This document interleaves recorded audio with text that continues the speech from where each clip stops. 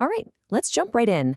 Today we're diving into part 9 of this explainer on Virtualization Options LLC's incredible tutorial, IPv6 security, vulnerabilities, misconfigurations, and mitigations. For all you network engineers and cyber folks who already know IPv4 like the back of your hand, well, this is really where the rubber meets the road.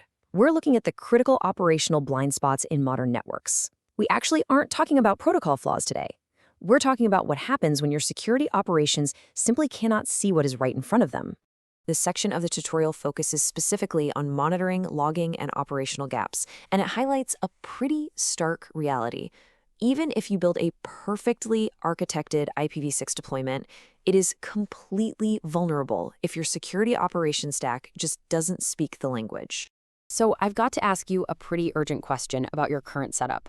Are your security tools actually IPv6 blind? You know, it's super common to just assume your enterprise-grade software has you covered with blanket protection. But here's the thing. Attackers are literally banking on that exact illusion of safety. The gap between what you think you see and what is actually happening on your network might be massive. Think about the legacy tools we rely on every single day. We're talking SIM platforms, IDS and IPS systems, NetFlow collectors, DLP tools. A lot of these were built from the ground up entirely for IPv4. And the scary part? When they hit IPv6 traffic, they don't crash. They don't throw massive error codes. Nope, they just silently ignore or misparse it. That means 0 alerts, 0 logs, and 0 detections. Your dashboard is sitting there looking nice and green and peaceful, but you've got a massive blind spot right under the surface. The research puts this perfectly. It says, an attacker using IPv6 for command and control or data exfiltration may be completely invisible to your entire security stack while operating freely on your network. Wow. I mean, it's basically a modern-day Trojan horse, right? Attackers are just hiding inside a protocol your legacy guards simply don't know how to inspect. They're cruising through a hidden channel, extracting data, controlling machines, and they just walk right past your defenses without tripping a single wire. But hey, the failing tools, that's really only half the battle. The actual root cause here is human. It's a massive operational knowledge gap. We've got incredibly brilliant, experienced engineers who have spent, decades mastering IPv4. But IPv6 isn't just a simple software patch.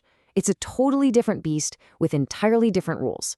If your IPv4 native engineers manage IPv6 without deep operational knowledge of its unique mechanics, misconfigurations are pretty much guaranteed. So let's break down exactly what these blind spots are. The tutorial highlights 5 critical ones.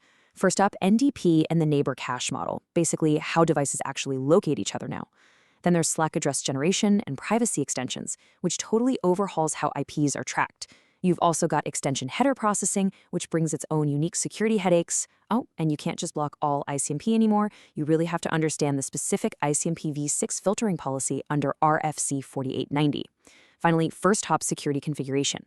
If your highly skilled team doesn't explicitly get these new mechanics, well, securing the network is going to be nearly impossible. And look, this is absolutely not just theoretical advice.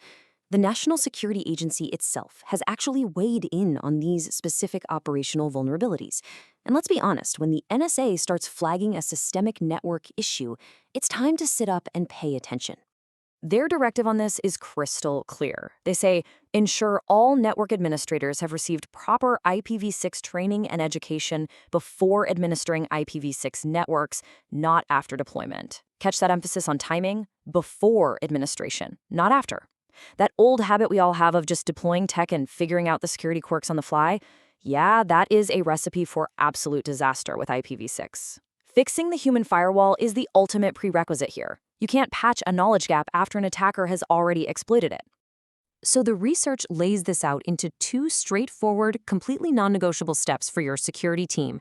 Step 1, mandate IPv6 specific training for all your network and security staff. That means everyone, not just the architects, but the folks reading logs, writing firewall rules, and responding to incidents. Step 2, make that training a prerequisite, not just an afterthought. These 2 steps are a direct mandate to close that dangerous gap. Your team literally has to speak the language of the protocol before they're tasked with securing it. To wrap up these insights from Virtualization Options LLC, securing this transition really takes a dual approach. You absolutely have to aggressively audit those legacy tools to make sure they actually parse IPv6 traffic. But at the exact same time, you've got to close that human knowledge gap, because at the end of the day, a security tool is only ever as good as the engineer who configures it. So, take a hard look at your current setup right now. Seriously, think about your legacy tools and the IPv4-centric training your team is relying on. If a bad actor decided to use IPv6 on your network today, would you even see them? It's a chilling question, but it's one you definitely need to go evaluate immediately. Thanks for joining me for this explainer.